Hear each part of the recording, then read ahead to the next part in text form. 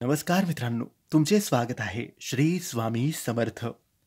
मित्रांनो, आज आपण जाणून घेणार आहोत मीन राशीचं 15 एप्रिल ते 30 एप्रिल 2025 पर्यंतचं या 15 दिवसाचं संपूर्ण राशी भविष्य.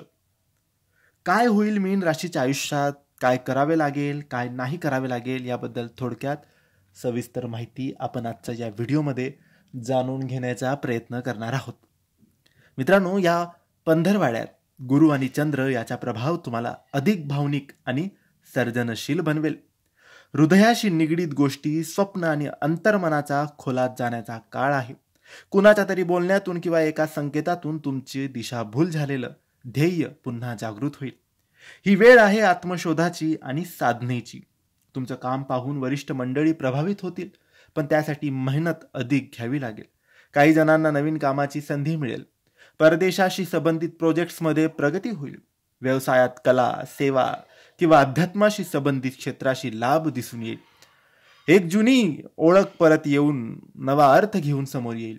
विवाहितांसाठी हा काळ स्पष्ट संवाद आणि प्रेम भावना व्यक्त करण्याचा आहे. घरात शांततेसाठी तुमचा मधुर स्वभाव उपयोगी ठरणार आहे. मानसिक थकवा, स्वप्नांचा भार आणि झोपेची अडचण जाणवू शकते.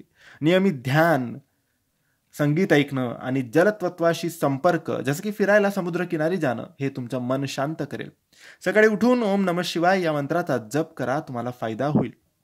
दर गुरुवारी, पौर्णिमेच्या दिवशी किंवा अन्य शुभ मुहूर्तावर गुरुचरण सेवा किंवा पाण्याचे दान करा. ओम गुरुवे नमः किंवा ओम नमः शिवाय या मंत्राचा जप करा. तुमच्यासाठी शुभ दिवस आहेत 17, 22 आणि 30 एप्रिल. काळजी करण्याचे दिवस आहे 19 आणि 26 एप्रिल. मीन राशीच्या भावनांशी साधकांनो, तुमचं हृदय हेच तुमचं तेज आहे. या काळात अंतर्मनातील आवाज ऐका, मार्ग स्पष्ट होईल.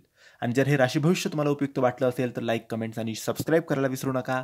धन्यवाद. श्री स्वामी समर्थ.